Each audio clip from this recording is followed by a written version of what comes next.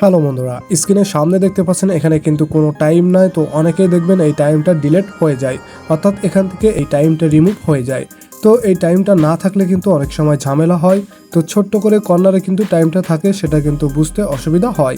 তো এই টাইমটা কিভাবে আবার পুনঃ অ্যাড করবেন, তো চলুন আজকের ভিডিওটা শুরু করা যাক।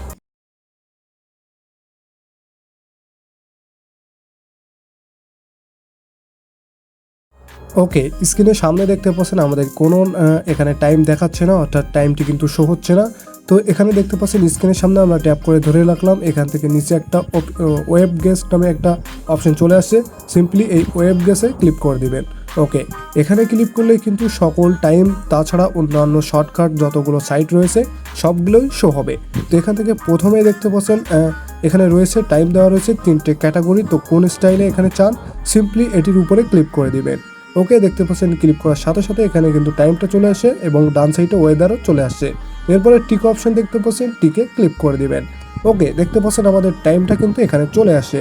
তো সিম্পল এই ট্রিক্সটা অবলম্বন করে টাইমটা আবার নিয়ে আসবেন। তাছাড়া নিচে দেখতে পাচ্ছেন একটা পাওয়ার অফ অন বাটন রয়েছে, এটি কিন্তু শর্ট স্ক্রিন থেকে নেওয়া। তো এখানে ক্লিক করার সাথে সাথে পাওয়ারটি অফ হয়ে যাবে, আবার অন করতে পারবেন। তো কি হবে, এখানে পাওয়ার বাটন ট্যাপ করা থেকে বিরত রাখার জন্য এই শর্টকাটটি ব্যবহার করতে হয়। তো এখান থেকে আবার সিম্পলি টাচ স্ক্রিনে ট্যাপ করে ধরবেন এবং নিচে ওয়েব গেস পেয়ে যাবেন, এখানে ক্লিক করে দিবেন।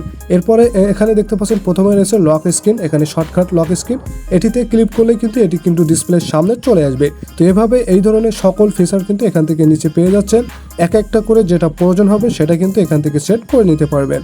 তো আজকে ভিডিও ছিল এ পর্যন্তই। ভিডিওটা ভালো লেগে থাকলে ছোট্ট চ্যানেলটি সাবস্ক্রাইব করে পাশে থাকুন।